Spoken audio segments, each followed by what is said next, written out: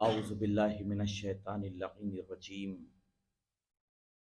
بسم اللہ الرحمن الرحیم الحمد للہ الذی ہدانا للتمسک بالثقلین وجعل لنا القرآن قرۃ عین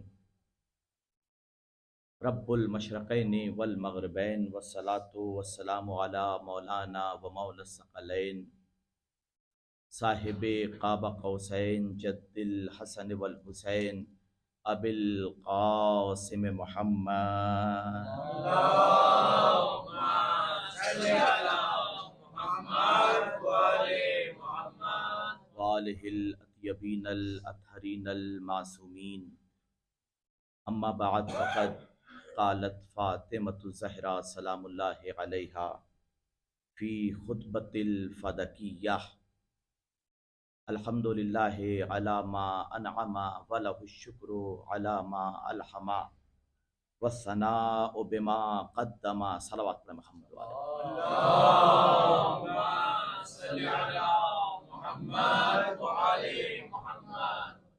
سامعین محترم، کل تک کی گفتگو میں نے آپ کے سامنے پیش کیا تھا کہ اگر فدق کو سمجھنا ہے تو منظر کو سمجھنے کے لیے پس منظر کو سمجھنا ضروری ہوتا ہے۔ کل تک کی گفتگو کہ یہودیوں کی ایک جمعیت جو مختلف علاقوں سے الگ الگ جگہوں سے آ کے خیبر میں بسی تھی اور اس نے ایک مضبوط قلعہ بنایا۔ جب اس نے لشکر کشی اور سازش کا پروگرام اسلام کے خلاف بنایا تو رسول ایک چھوٹا سا لشکر لے کے خیبر پہنچے اور اس کے بعد یہودیوں کا قلعہ قمع کیا۔ یہ بات سن 7 ہجری کے اوائل کی ہے کہ جب فتح خیبر ہوا۔ جس طریقے سے اگر کوئی سپر پاور کو زیر نگوں کر لے، جھکا لے، ہرا دے، تو چھوٹی موٹی طاقتیں خود بخود گھبرا جاتی ہیں، ڈر جاتی ہیں۔ علی کی تلوار کے صدقے میں جنگ خیبر فتح ہوئی اور اتنا مال غنیمت ملا کہ روایتوں کے جملے ہیں کہ کلہاڑیوں سے کاٹ کے سونے صحابیوں میں تقسیم ہوئے۔ حالانکہ اگر آپ دیکھیں تو یہ پوری جنگ، یہ پوری کامبیٹ مولائے کائنات علی ابن ابی طالب علیہ السلام کے تلوار کے صدقے اللهم صل على محمد وآل محمد. فوجیں پہنچی تو ہیں، لشکر تو موجود ہے، مگر جنگ نظر نہیں آتی۔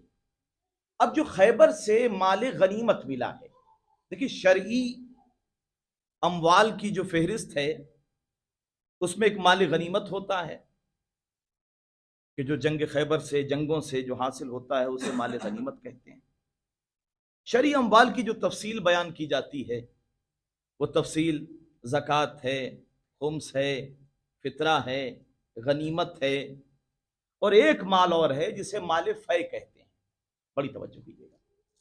اب چونکہ جب فتح ہوئی، یہ 7 ہجری کا واقعہ ہے، تو رسول کا روب، مولائے کائنات کی روب کی تلوار کا خوف جتنے دشمن تھے ان کے سینوں میں اس طریقے سے داخل ہو گیا کہ روایتیں بیان کرتی ہیں کہ سب ڈرے ہوئے تھے۔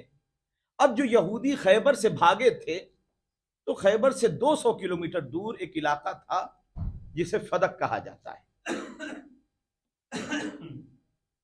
یہودی جو قلعہ خیبر سے بھاگے وہ بھی جا کے وہاں پر پناہ لے چکے تھے۔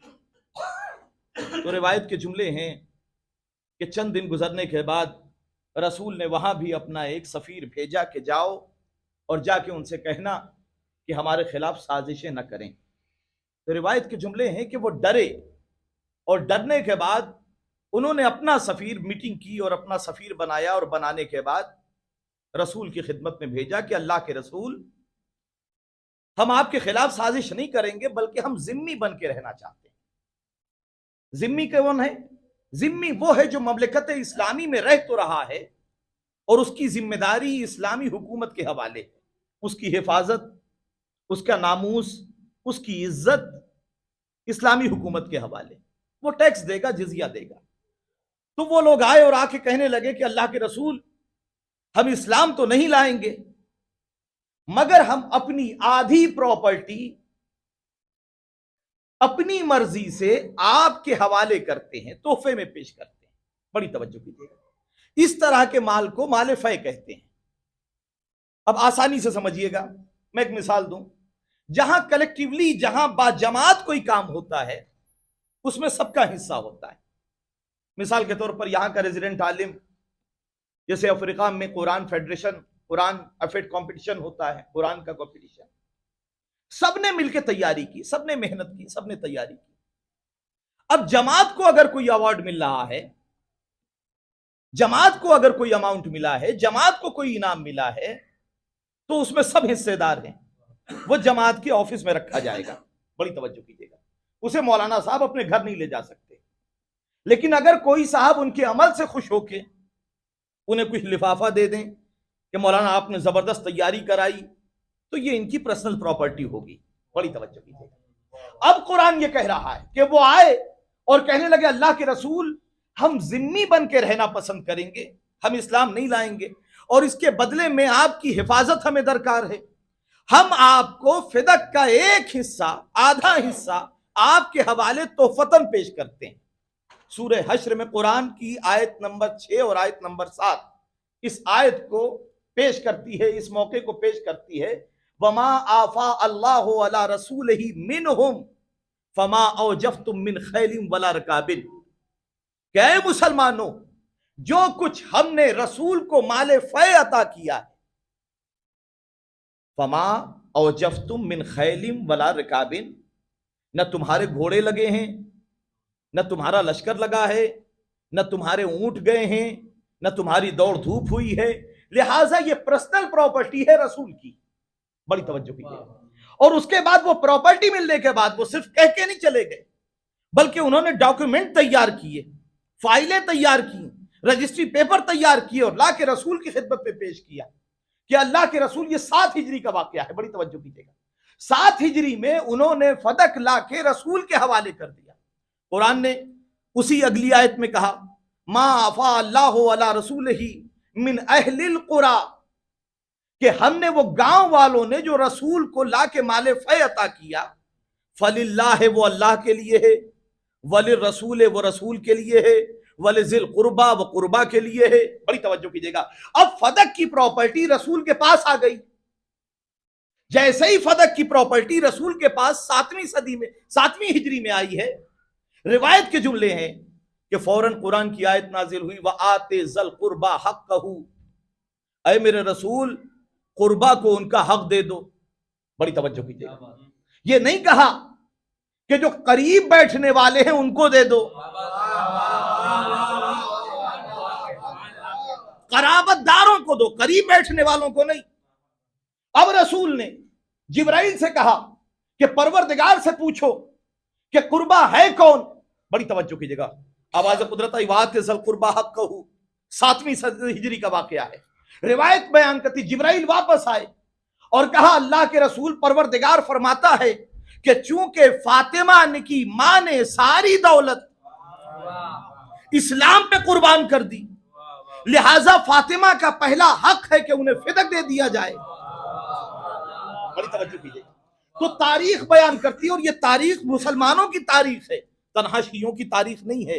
آپ یہ دیکھیے، جلال الدین سیوطی نے در منصور میں، ملا علی متقی نے کنز العمال میں، ابو سعید خدری نے، ابن عباس نے، مولا کائنات نے، جابر ابن عبداللہ انصاری نے، سب نے یہ روایت لکھی ہے کہ جیسے ہی یہ حکم آیا وَآتِ ذَا الْقُرْبَى حَقَّهُ، اے میرے رسول، جو اقربا ہیں، جو رشتہ دار ہیں، جو فاطمہ ہیں، ان کو حق دے دو، تو رسول نے وہ ساری فائل، بڑی توجہ کیجیے گا، وہ ساری کتاب، وہ سارے کاغذات فاطمہ کے حوالے کر دیے۔ اب فدق کیا ہے؟ بڑی توجہ کیجیے گا، فدق کیا ہے؟ اگر فدق کی پراپرٹی کو آپ کو سمجھنا ہے، جو آج کل تعویلیں پیش کی جاتی ہیں کہ 5 کھجوروں کا درخت تھا اور ایک چھوٹا سا گاؤں تھا اور چند ایکڑ کا کھیت تھا، تاریخ یہ لکھتی ہے کہ اس زمانے میں جو پہلا ریونیو آیا ہے فدق کا وہ 40,000 سے لے کے 90,000 درہم تک مورخین نے لکھا ہے۔ اور یہ درہم آج کا درہم نہیں جسے آپ عرب کے درہم کو، عرب کے دینار کو کنورٹ کر کے INR میں یا ڈالر میں چینج کرتے ہیں، اس زمانے کے درہم سونے کے ہوا کرتے تھے۔ آج اگر اس کی قیمت کو کنورٹ کیا جائے تو پہلے سال جو ریونیو آیا ہے انڈین روپیز میں کم سے کم 1.5 ارب روپے۔ بڑی توجہ کیجیے گا۔ اب تصور کیجیے کہ اگر اس وقت کی قیمت یہ تھی تو آج کی قیمت کیا ہوگی؟ اگر اس وقت کی قیمت یہ تھی۔ اچھا کمال کی بات ہے، 7ویں ہجری میں رسول کے پاس فدق، رسول نے فاطمہ کے حوالے کر دیا فدق، اب فاطمہ کے پاس آ گیا۔ اب فاطمہ کتنے سال تک فدق کی مالکہ رہی ہیں؟ 7ویں ہجری، چونکہ اوائل میں یہ واقعہ ہوا ہے، 7ویں ہجری، 8ویں ہجری، 9ویں ہجری، 10ویں ہجری، 11ویں ہجری میں رسول کی وفات یا شہادت کہہ لیجیے۔ تو تقریباً 3 یا 3.5 سال، تقریباً 3 یا 3.5 سال یہ ساری دولت کس کے متعلق ہوئی؟ فاطمہ کے متعلق ہوئی۔ لیکن آپ آج کے ماحول کو دیکھیے، ذرا سی دولت آ جاتی ہے چہرے کا رنگ بدل جاتا ہے، چلنے کا انداز بدل جاتا ہے، لباس پہننے کے بدل جاتے ہیں، گفتگو کا طریقہ بدل جاتا ہے۔ لیکن در فاطمہ کا کمال ہے کہ اتنی دولت آنے کے بعد بھی چکیاں اسی طریقے سے چلتی رہی، فاقے اسی طریقے سے ہوتے رہے، غربا و مساکین کو روٹیاں اسی طریقے سے ملتی رہی۔ بڑی توجہ کیجیے گا۔ تو اللہ کے رسول جب فاطمہ کو اس کا فائدہ اٹھانا نہیں تھا تو دینے کی ضرورت کیا تھی؟ بڑی توجہ کیجیے گا۔ ایک عجیب مرحلے پہ لے جانا چاہ رہا ہوں۔ یہ فدق فاطمہ کو دیا کیوں؟ اس لیے کہ نہ ہم نے علی کو استعمال کرتے ہوئے دیکھا، نہ فاطمہ کو اس کا فائدہ اٹھاتے ہوئے دیکھا۔ چکیاں اسی طریقے سے چلتی رہیں، فاقے اسی طریقے سے ہوتے رہے، غریب اسی طریقے سے مدد پاتے رہے، روٹیاں اسی طریقے سے جاتی رہیں۔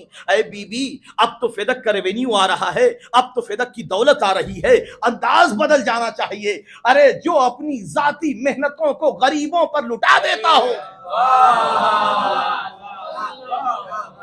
جو اپنی ذاتی کمائی کو غریبوں پر لٹا دیتا ہو، وہ فدق کا مال لے کے کیا کرتا؟ تو اللہ کے رسول فدق دیا کیوں؟ بڑی توجہ کیجیے گا۔ یہ قرآن کا عجیب فلسفہ ہے جو قرآن بیان کر رہا ہے۔ آپ یہ دیکھیے، آج سرمایہ داری کا نظام ہے، کیپٹلزم جسے کہا جاتا ہے۔ دنیا میں بڑے بڑے ازم آئے اور جنہوں نے سرمایہ داری کے طور پر اپنے آپ کو پہچانوایا اور کہا کہ کیپٹلزم کیا ہے؟ کیپٹلزم یہ ہے کہ غریب اور غریب ہو جائے، امیر اور امیر ہو جائے۔ لیکن معیشت اسلامی کیا ہے؟ اسلام نے کیا کہا؟ قرآن کہہ رہا ہے، بڑی توجہ کیجیے گا، اسی میں فدق کا فلسفہ پروردگار عالم نے ارشاد فرمایا، کائلا دولتم بین الاغنیاء، ہم نے فدق اس لیے عطا کیا ہے کیونکہ اس میں غریبوں کا حصہ ہے، مسکینوں کا حصہ ہے، یتیموں کا حصہ ہے، ابن السبیل کا حصہ ہے۔ ہم نے کیوں دیا فدق رسول کو؟ کہا کائلا دولتم بین الاغنیاء، اس لیے کہ کہیں ایسا نہ ہو کہ دولت امیروں کے درمیان روٹیٹ ہوتی رہے۔ دولت کیپٹلزم پر ایک عظیم وار ہے، بڑی توجہ کیجیے گا۔ اسلام نے جو معیشت کا نظام دیا، اسلام نے جو اکنامی کا نظام دیا، دنیا نے کیپٹلزم کا نظام دیا، کمیونزم کا نظام دیا، اور یہ کہا کہ کیپٹلزم یعنی دولت امیروں کے پاس رہے، غریب مزدوری کریں۔ لیکن اسلام کا جو معیشت کا نظام ہے، اسلام نے کہا تم کتنا بھی کما لو۔ بڑی توجہ کیجیے گا، دولت کمانا بری چیز نہیں ہے۔ دولت کمانا پروردگار جس حال میں رکھے، دولت کمانا بری بات نہیں ہے۔ جابر ابن عبداللہ انصاری، بڑی توجہ کیجیے گا، بڑے عظیم صحابی گزرے ہیں، اور جب صحابیت کی باتیں آتی ہیں تو بڑے بڑے صحابہ کا تذکرہ ہوتا ہے، مگر جابر ابن عبداللہ انصاری کا تذکرہ نہیں ہوتا۔ جابر اس صحابی کا نام ہے، بڑا غضب کا جملہ ہے، بڑی توجہ کیجیے گا جابر کا۔ جابر اس صحابی کا نام ہے جس نے رسالت کی یونیورسٹی کے دروازے کو دیکھ کے صحابیت کا تمغہ نہیں لیا ہے، بلکہ زندگی گزاری ہے رسول کی صحابیت میں، علی کی صحابیت میں، حسن کی صحابیت میں، حسین کی صحابیت میں، سید سجاد کی صحابیت میں۔ اور تاریخ یہ لکھتی ہے کہ 5ویں امام کا بھی کچھ حصہ جابر ابن عبداللہ انصاری نے دیکھا ہے. تو کتنی معصوموں کے صحابی ہیں جابر ابن عبداللہ انصاری. پروردگار عالم نے جابر ابن عبداللہ انصاری کو اتنی عمر عطا کی کہ رسول کے صحابی، علی کے صحابی، حسن کے صحابی، حسین کے صحابی، سید سجاد کے صحابی، امام محمد باقر کے صحابی، یعنی یہ کہا جائے کہ 6 معصوموں کی آغوش عصمت میں یہ صحابیت ہے جناب جابر ابن عبداللہ انصاری کی. آپ ذرا تصور کیجئے کہ جابر کا عرفان کس مقام پر ہوگا، جابر کی سوچ کتنی بلند ہوگی، جابر کے علم کا مرکز کیا ہوگا، جابر کا علم کا محور کیا ہوگا. ایک مرتبہ روایت بیان کرتی ہے کہ سید سجاد نے پوچھا، یہ روایت امام حسین سے بھی ہے، امام حسین نے پوچھا جابر زندگی کو کیسا پایا؟ بڑھاپے کی حالت میں ہے جابر، عمر گزر چکی ہے، اور آپ مرتبہ سمجھیے جابر کا، اتنی معصوموں کی آغوش تربیت میں پلے ہیں جابر. اور امام کیا پوچھ رہے ہیں؟ امام پوچھ رہے ہیں جابر زندگی کو کیسا پایا؟ زندگی کے آخری مرحلے میں جابر زندگی کو کیسا پایا؟ تو جابر کہتے ہیں کہ مولا میں کیا بیان کروں، قسم خدا کی یہ جابر کے جملے اگر کسی فلاسفر کے سامنے، کسی دانشور کے سامنے، کسی تھنکر کے سامنے رکھ دیے جائیں تو وہ کہے گا کیا جملے ہیں. ایک مرتبہ جابر نے کہا مولا میں کیا بیان کروں زندگی کو کیسا پایا، ابھی تک جو سمجھا ہے وہ یہ ہے کہ جوانی اچھی نہیں ہے، بڑھاپا اچھا ہے. بڑی توجہ، امیری اچھی شے نہیں ہے، غربت اچھی شے ہے، صحت اچھی شے نہیں ہے، بیماری زیادہ اچھی شے ہے. بڑی توجہ کیجیے گا، زندگی اچھی نہیں ہے، موت اچھی ہے. یہ جابر بول رہے ہیں. اگر کوئی فلاسفر یہ جملے سن لے جابر کے، کیا کہہ رہے ہیں؟ زندگی اچھی شے نہیں ہے، موت اچھی شے ہے، غربت اچھی شے ہے، امیری اچھی شے نہیں ہے. عجیب جملے ہیں. امام نے کہا جابر بڑا اچھا فرمایا، بہت اچھا کہا. جابر نے ہاتھوں کو جوڑا کہ مولا آپ کیا کہتے ہیں؟ بڑی توجہ کیجیے گا، آپ کیا کہتے ہیں؟ امام نے کہا جابر تم نے کیا کہا؟ کہا جابر تم کیا کہنا چاہتے ہو؟ مرتبہ جابر نے کہا مولا میں بیان کر چکا، میں نے یہ سمجھا ہے کہ جوانی بہتر نہیں ہے، بڑھاپا بہتر ہے، غریبی بہتر ہے، امیری بہتر نہیں ہے، بیماری بہتر ہے، صحت بہتر نہیں ہے. بڑی توجہ کیجیے گا. امام نے فرمایا اچھا کہا جابر. مگر جابر نے ہاتھوں کو جوڑا مولا آپ کا نظریہ کیا ہے؟ امام نے فرمایا کہ وہ جس حالت میں رکھے، اگر وہ امیری میں رکھے تو امیری میں خوش، اگر وہ غریبی میں رکھے تو غریبی میں خوش، اگر وہ صحت میں رکھے تو صحت میں خوش، اگر وہ بیماری میں رکھے تو بیماری میں خوش. تو یاد رکھیے گا امیری بری شے نہیں ہے، مگر دولت آنے کے بعد مزاج خدیجہ والا ہو، قارون والا نہ ہو جائے.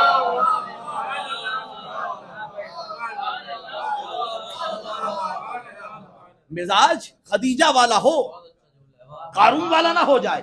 تو دولت جتنی کمانا ہو، لیکن قرآن نے فلسفہ معیشت دیا کہ کماؤ کیسے. قرآن نے کہا وفی اموالہم، دیکھیے قرآن نے فرمایا کہ واللہ فضل بعضکم علی بعض فی الرزق. پروردگار عالم نے بعض لوگوں کو بعض لوگوں پر فضیلت عطا کی ہے رزق میں. کیا مطلب؟ یعنی اللہ نے کچھ لوگوں کو کچھ لوگوں پر رزق میں فضیلت دی ہے. ایک چھوٹی سی مثال دوں، یہ بتائیے ایک مزدور ہے، دن بھر مزدوری کرتا ہے، کتنا کما لیتا ہے؟ جیسا 500-600 روپے، ہم انڈین روپیز کی بات کریں 500-600-700 روپے کما لیتا ہے. ایک ڈاکٹر صاحب ہیں، 2 منٹ میں ایک پرچہ لکھتے ہیں، کتنا کما لیتے ہیں؟ 1000-1500. ایک انجینئر ہے، نقشہ بناتا ہے، آدھے گھنٹے میں کتنا پا جاتا ہے؟ 10,000 20,000 50,000. ایک بلڈر ہے، 1 منٹ میں ایک فلیٹ بیچتا ہے، 10 لاکھ روپے کما لیتا ہے. ایک شیئر مارکیٹ کا بہت بڑا کھلاڑی ہے، منٹوں میں کروڑوں روپے ادھر ادھر کر دیتا ہے. بڑی توجہ کیجیے. تو کسی نے کم کمایا، کسی نے زیادہ کمایا.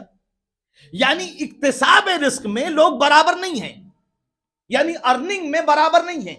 اللہ نے کہا واللہ فضل بعضکم علی بعض فی الرزق، ہم نے کچھ لوگوں کو کچھ لوگوں پر رزق میں فضیلت عطا کی ہے. قرآن نے کیا کہا وفی اموالہم حق للسائل والمحروم، تمہارے مال میں ہاتھ پھیلا دینے والوں کا اور وہ لوگ کہ جو محروم ہو گئے ہیں، جن تک نہیں پہنچ پایا ہے رزق، ان کا حصہ ہے۔ کما تم رہے ہو، اس لیے کہ اکتساب رزق میں، ارننگ میں سب برابر نہیں۔ کسی نے 10 لاکھ کمایا، کسی نے 400 کمایا، کسی نے 500 کمایا، لیکن استعمال رزق میں سب برابر ہیں۔ نہیں غور کر رہے ہیں؟ اکتساب رزق میں کسی نے کم کمایا، کسی نے زیادہ کمایا، کسی نے 100 کمایا، کسی نے 1000 کمایا، کسی نے لاکھ کمایا، مگر استعمال رزق میں سب برابر۔ بھئی دلیل کیا ہے؟ آپ یہ دیکھیے، ٹھیک ہے جس نے 700 روپے کمائے، جس نے 10,000 کمائے، جس نے 10 لاکھ کمائے، وہ سب اپنے گھر پہ پہنچے۔ اب ایسا تو نہیں ہوا نا کہ جس نے 10 لاکھ کمائے تھے اس نے کہا کہ صاحب میں نے دن بھر میں 10 لاکھ کمائے تو میں سونے کی روٹیاں کھاؤں گا، میں چاندی کی روٹیاں کھاؤں گا، میں جواہرات کی سبزی کھاؤں گا۔ کھایا سب نے گندم۔ بڑی توجہ کیجیے، فرق اتنا ہے کہ وہ اپنے جھونپڑے میں بیٹھ کے کھا رہا ہے، یہ اپنے اے سی روم میں بیٹھ کے کھا رہے ہیں، کھاتے سب اتنا ہی ہیں۔ نہیں غور کر رہے ہیں آپ؟ اور اگر کچھ لوگ زیادہ کھانے کی کوشش کرتے ہیں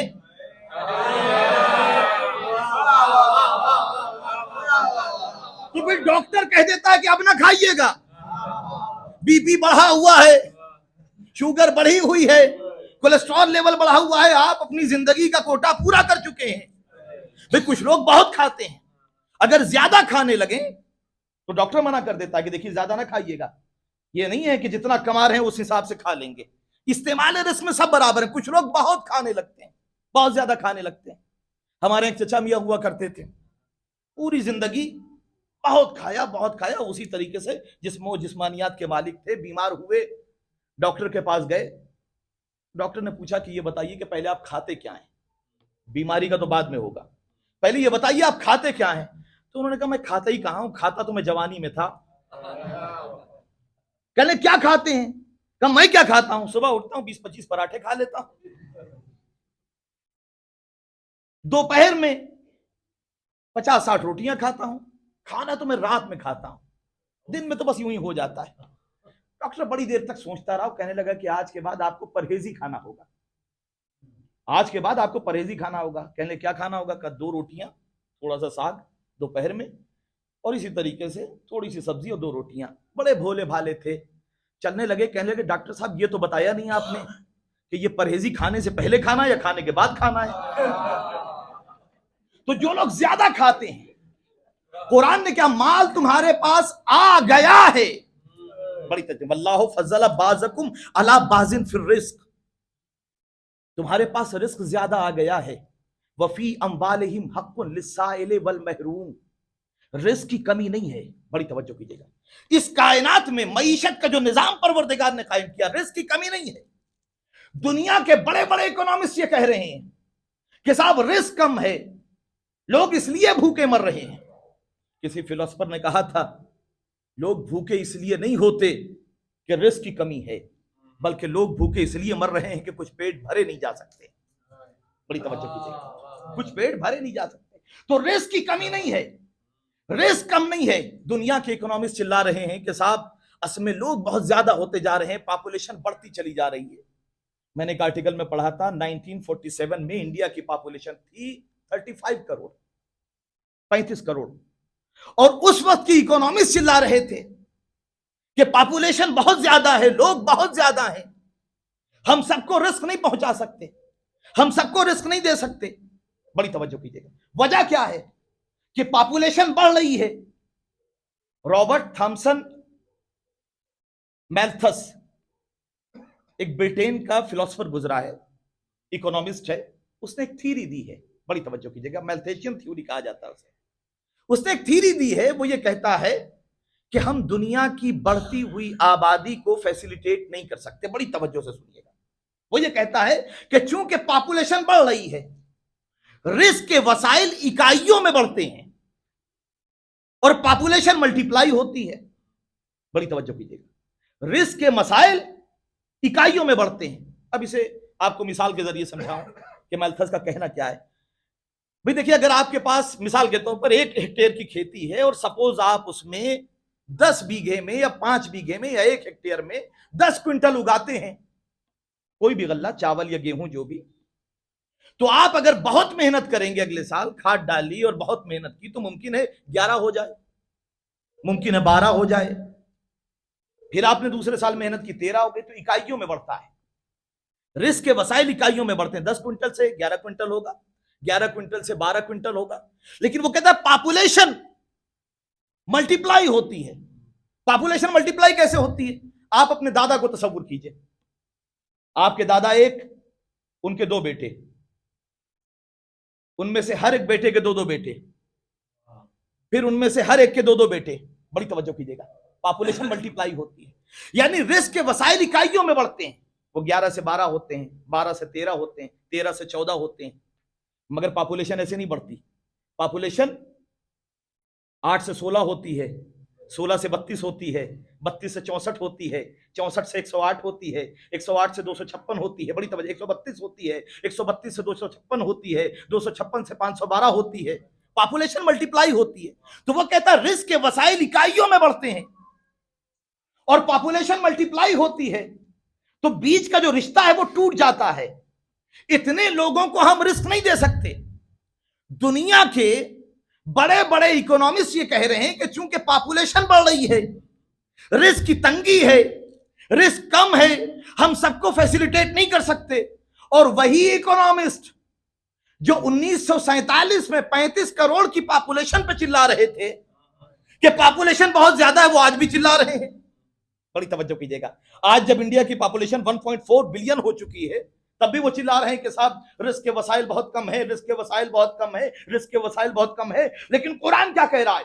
قرآن نے کہا وَقَدَّرَ أَقْوَاتَهَا فِي أَرْبَعَةِ أَيَّامٍ، قیامت تک آنے والی نسلوں کا رزق۔ بڑی توجہ کیجئے گا، قرآن کہہ رہا وَقَدَّرَ أَقْوَاتَهَا فِي أَرْبَعَةِ أَيَّامٍ، قیامت تک آنے والی نسلوں کا رزق ہم نے 4 دن میں مہیا کر دیا۔ تو اکنامسٹ نے کہا کہ رزق کم ہے، لوگ زیادہ ہیں۔ اللہ نے کہا تم بہت کم ہو، ہماری نعمتیں بہت زیادہ ہیں۔ تو رزق کی کمی نہیں ہے، پوری کائنات میں رزق کی کمی نہیں ہے، لیکن لوگ بھوکے ہیں۔ بڑی توجہ کیجیے، رزق کی کمی نہیں ہے، وجہ یہ ہے کہ کیپٹلزم، اسلام کے معیشت کا استعمال نہیں کیا گیا۔ لوگ بھوکے کیوں ہیں؟ اس لیے کہ ہر دہن تک رزق نہیں پہنچ پاتا، ہر دہن تک رزق کی کمی نہیں ہے، کائنات میں رزق اس نے بھر دیا ہے، رزق کی کمی نہیں ہے، لباسوں کی کمی نہیں ہے، وجہ یہ ہے کہ ہر دہن تک پہنچ نہیں پاتا۔ احتکار، نہ جانے کتنے ٹن اناج سمندروں میں بہا دیا جاتا ہے، صرف اس وجہ سے کہ مارکیٹ میں پرائس ہائیک ہو جائے۔ بڑی توجہ کیجیے گا، یہ انسانیت کا عجیب المیہ ہے۔ نہ جانے کتنا رزق برباد کر دیا جاتا ہے، نہ جانے کتنے وسائل ختم کر دیے جاتے ہیں۔ جو بڑی بڑی کمپنیاں ہیں نا، آپ دیکھیے جو بزنس کا سسٹم ہے، جو بڑی بڑی کمپنیاں، چاہے گچی ہو، چاہے پراڈا ہو، میں نے ایک ریسرچ میں پڑھا تھا، چاہے لوئس ویٹون ہو، آپ ان کمپنیوں کا دیکھیے، ان کمپنیوں کی کبھی سیل نہیں لگتی، تو جو مال بچتا ہے کیا ہوتا ہے؟ کا اسکریپ کر دیا جاتا ہے، برباد کر دیا جاتا ہے۔ بڑی توجہ کیجیے گا کہ کم سے کم ریٹ نہ گرے، غریب تک نہ پہنچنے پائے۔ بڑی توجہ کیجیے گا، یہ سسٹم ہے۔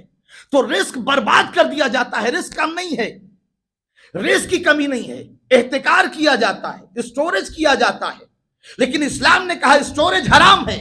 چھٹے امام کا دور ہے، زبردست قحط پڑا ہے، ڈراٹ پڑا ہے، پورا مدینہ تباہی میں ڈوبا ہوا ہے۔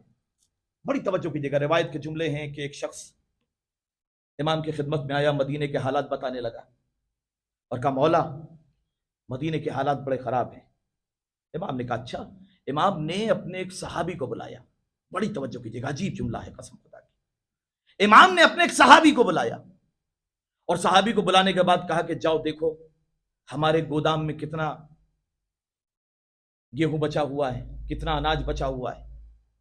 وہ گیا اور بڑا مسکراتا ہوا آیا، بڑی توجہ کیجیے گا، وہ بڑا مسکراتا ہوا آیا کہ کہنے لگا کہ مولا ہمیں فکر کرنے کی ضرورت نہیں ہے، ہمیں فکر کرنے کی ضرورت نہیں ہے، ابھی اتنا اناج ہمارے پاس، ابھی اس کا جملہ کم نہیں ہونے پایا تھا۔ امام نے کہا بانٹ دو، نہیں پہنچا میں کہاں لے جانا، ابھی اس کا جملہ، وہ خوش ہو کے آیا تھا اور آ کے کہہ رہا تھا مولا ہمارے پاس اتنا اناج ہے کہ کئی سال کے لیے کافی۔ امام نے کہا بانٹ دو، کہنے لگا مولا قحط ہے، ہم کیسے جئیں گے؟ کہ جس طریقے سے دوسری خلق خدا پریشانیوں میں سامنا کرے گی ہم بھی کریں گے. صلوات پڑھیں محمد والے محمد پر.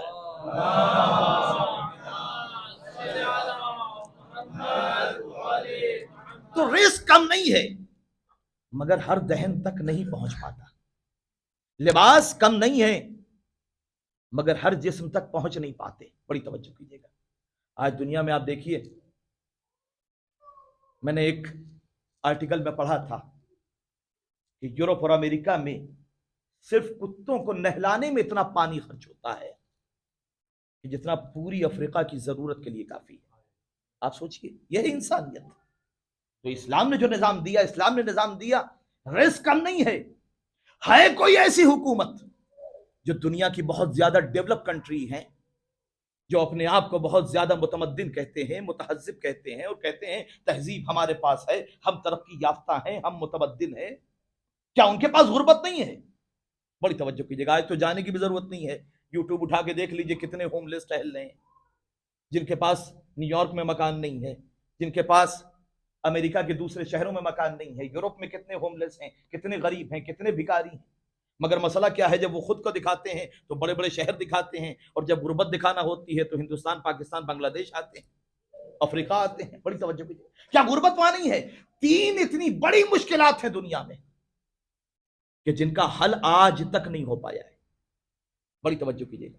جو بڑی متمدن کنٹریز ہیں, وہ ممالک جو بہت متہذب ہیں, جنہیں تہذیب کا دعویٰ ہے, جو اپنی تمدن پہ فخر کرتے ہیں, جو بڑے مہذب ہیں اور یہ کہتے ہیں کہ صاحب تہذیب ہمارے پاس ہے, ہم ڈیولپ ہیں, کیا ان کے یہاں غربت نہیں ہے؟ 3 پرابلم, روٹی, کپڑا, مکان. بڑی توجہ کیجیے گا. یہ 3 پرابلم ایسی ہیں, دنیا کے بڑے بڑے ممالک ان مشکلوں کو حل نہیں کر پائے.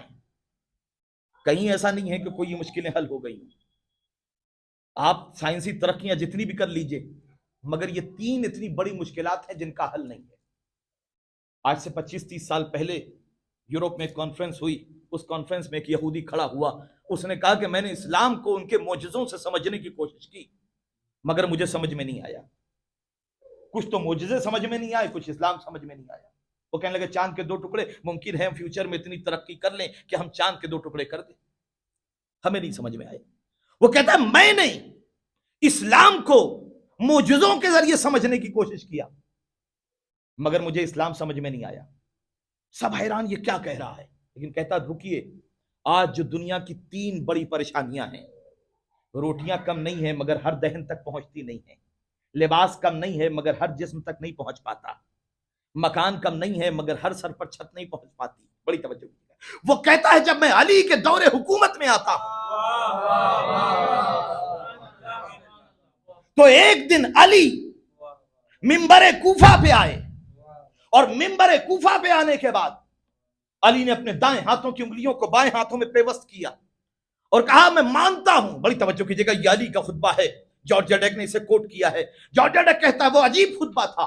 علی بیٹھے اور بیٹھنے کے بعد ایک مرتبہ نگاہوں کو اٹھایا, آنکھوں میں آنکھیں ڈالی, اور اس کے بعد کہا میں مانتا ہوں کہ جو فیسلٹیز, جو آرام و آسائش, جو سہولتیں میں تمہیں دینا چاہتا تھا میں نہیں دے پایا, اس لیے کہ مجھے خانہ جنگیوں میں الجھایا گیا, مجھے سیول وارز میں الجھایا گیا. بڑی توجہ کیجیے گا. علی جب خطبہ دیتے ہیں تو تنہا چاہنے والے نہیں بیٹھتے, عیسائی بھی بیٹھتا ہے, یہودی بھی بیٹھتا ہے, کافر و مشرک بھی بیٹھتے ہیں. دنیا کے بڑے بڑے جینیس علی کا خطبہ سننے کے لیے آتے ہیں. مسجد چھلک رہی ہے, علی کیا کہہ رہے ہیں؟ میں قبول کرتا ہوں کہ جو فیسلٹیز میں تمہیں دینا چاہتا تھا نہیں دے سکا, جو فیسلٹیز میں تمہیں پرووائڈ کرنا چاہتا تھا, جو سہولتیں میں تمہیں دینا چاہتا تھا میں نہیں دے سکا. لیکن آج علی ابن ابی طالب ایک سوال کرتا ہے, بتاؤ میرے زمام اختیار میں کوئی ایسا ہے جو بھوکا ہو؟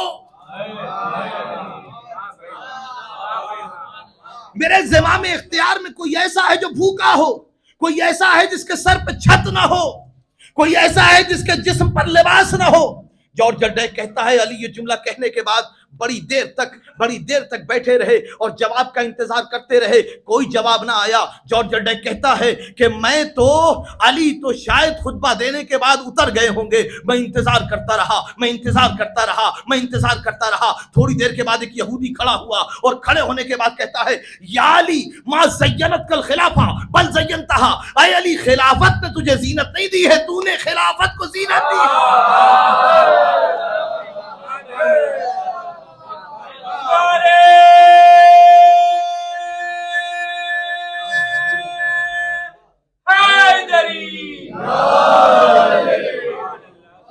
اے علی خلافت نے تجھے زینت نہیں دی ہے، تو نے خلافت کو زینت دی ہے۔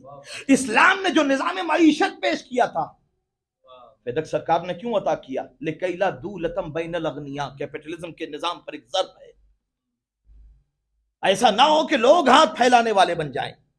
بڑی توجہ کیجئے گا، لِكَيْ لَا دُولَةً بَيْنَ الْأَغْنِيَاء۔ اور کمال ہے اسلام کا، کمیونزم نے بڑا اچھا نظام پیش کیا نا۔ آپ نے سنا ہوگا کمیونزم کا نظام کیا ہے، مگر کمیونزم کا نظام ایک طرف، اسلام کا نظام ایک طرف۔ کمیونزم کا نظام دنیا کی سخاوتیں جس در پہ آ کے سجدہ کریں اسے در سیدہ کہتے ہیں۔ بڑی توجہ کیجئے، آپ نے نام سنا ہوگا نا حاتم طائی، بہت بڑا سخی، مولا کائنات کی بزم میں کسی نے کہا کہ یا علی حاتم بڑا سخی تھا، امام نے فرمایا کہ ہاں میں نے اس کی سخاوت کا تذکرہ سنا ہے، حاتم بڑا سخی تھا۔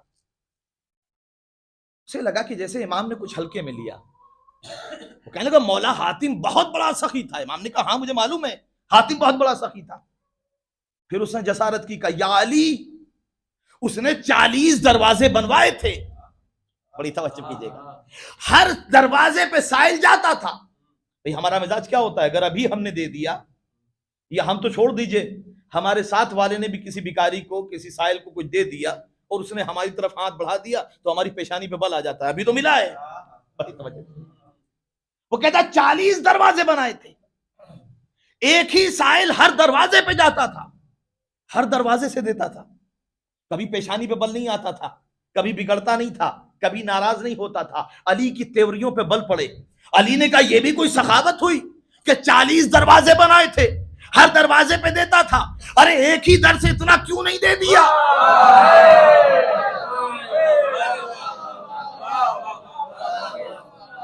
ایک ہی در سے اتنا کیوں نہیں دے دیا کہ دوسرے دروازے پہ جانے کی ضرورت نہ پڑے؟ یہ ہے علی کی سخاوت۔ بھئی اسلام نے، کمیونزم نے کیا نظام دیا؟ کمیونزم نے نظام یہ دیا کہ اگر آپ کے پاس 2 مکان ہیں، دنیا نے بڑی پذیرائی کی، بڑا استقبال کیا کمیونزم کے نظام کا۔ کمیونزم کا نظام کیا تھا جو یو ایس ایس آر سے چلا؟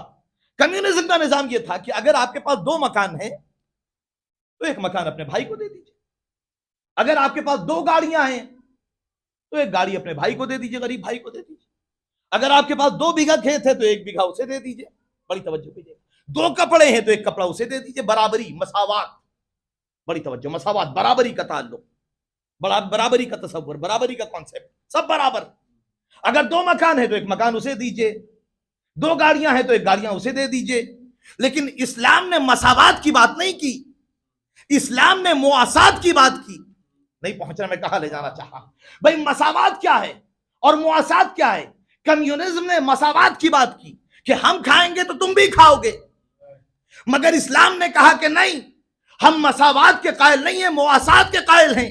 نہیں پہنچ رہے ہیں آپ؟ ہم نہیں کھائیں گے، تم کھاؤ، ہم روٹیاں نہیں کھائیں گے، کبھی یتیم کو دے دیں گے، کبھی مسکین کو دے دیں گے، کبھی اسیر کو دے دیں گے۔ صلوات میں محمد والے محمد پر۔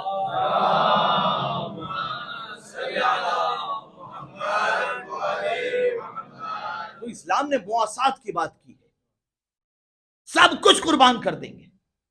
اسلام کا نظام معیشت کیوں رسول نے فدق دیا تھا؟ لِكَيْ لَا دُولَةً، اللہ کے حکم سے کہ لِكَيْ لَا دُولَةً بَيْنَ الْأَغْنِيَاء، ایسا نہ ہو کہ دولت صرف اور صرف امیروں میں روٹیٹ کرتی رہے، سلطنتوں کے پاس رہے، خلافتوں کے پاس رہے، بادشاہتوں کے پاس رہے، ہر کو اس کا حق ملے۔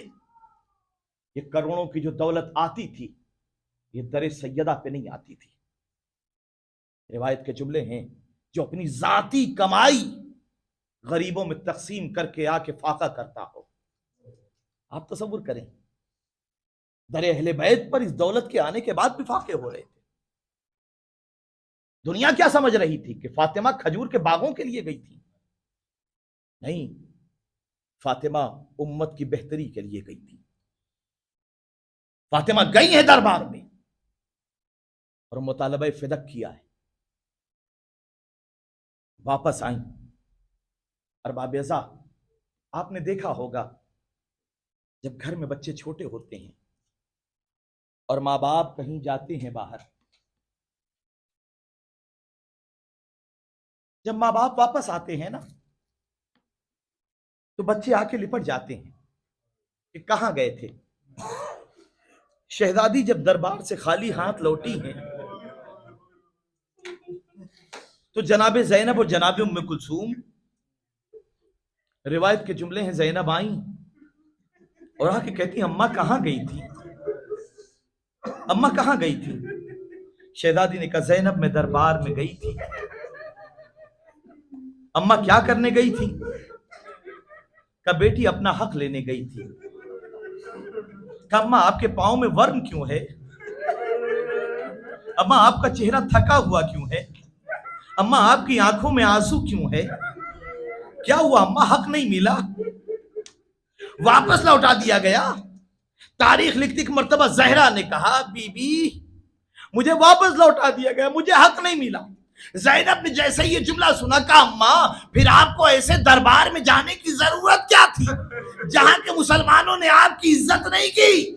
یہ جملہ سننا تھا زینب کا. یہ جملہ سنا زہرا نے کمر کو تھاما، زمین پہ بیٹھ گئی. کہا سیدہ نے فرمایا زینب آج کے بعد یہ جملہ نہ کہنا، کوئی بھی کہے تم نہ کہنا، اس لیے کہ میں جب دربار میں گئی تھی تو میرے ہاتھ کھلے ہوئے تھے. زینب جب تم دربار میں جاؤ گی، زینب کوئی بھی یہ جملہ کہے تم یہ جملہ نہ کہنا، اس لیے کہ جب میں دربار میں گئی تھی نا تو میرے ہاتھ کھلے ہوئے تھے، میں دربار میں کھڑی ہوئی تھی. ارباب ازا خطیب کے لیے ضروری ہوتا ہے کہ اس کے ہاتھ کھلے ہوئے ہو ورنہ زبان میں لکنت ہوتی ہے. ارباب ازا تاریخ لکھتی ہے کہ جب زہرا دربار میں خطبہ دے رہی تھی نا تو رضا میں ہاتھ اٹھا اٹھا کے اشارے بھی کر رہی تھی. ارباب ازا عجب نہیں، زہرا نے کہا زینب تم یہ جملہ نہ کہو، اس لیے کہ جب میں دربار میں گئی تو میرے ہاتھ کھلے ہوئے تھے، لیکن بیٹی جب تم دربار میں جاؤ گی ہاتھ پسے پشت بندھے ہوں گے، سر پہ ردا نہیں ہوگی. زینب تم یہ جملہ نہ کہو، اس لیے بیٹی میرا امتحان اور ہے، تمہارا امتحان اور ہے. بیٹی 2 گھنٹے کھڑے رہنے سے میرے پاؤں میں ورم آ گیا، لیکن تو کربلا سے کوفے سے شام تک. اور باب ازا شہزادی نے کہا زینب جب میں دربار میں گئی تھی نا علی میری پشت پر کھڑے ہوئے تھے، قبضہ شمشیر پر ہاتھ تھا، اگر کوئی گستاخی کرتا تو علی کی تلوار نکل آتی. مجھے حوصلہ تھا، لیکن میری لال میری پارے جگر جب تو ویسے دربار میں جائے گی نا علی ہوں گے مگر ہاتھوں میں ہتھکڑیاں ہوگی، پاؤں میں بیڑیاں ہوں گی، گلے میں خاردار تاؤ ہوگا، بیویوں کے ہاتھ پسے پشت بندھے ہوں گے، ایک رسن ہوگی، 12 گلے ہوں گے، اور زینب تجھے دربار میں اس انداز سے خطبہ دینا ہوگا تیرے بھائی حسین کا سر تشتے طلا میں رکھا ہوگا، تیرے سر پہ چادر نہیں ہوگی، شامیوں کا مجمع ہوگا، ہر طرف سے منادی ندا دے گا حاضی بنت علی، یہ علی کی بیٹی ہے، یہ رسول کی نواسی ہے، یہ زہرا کی پارے.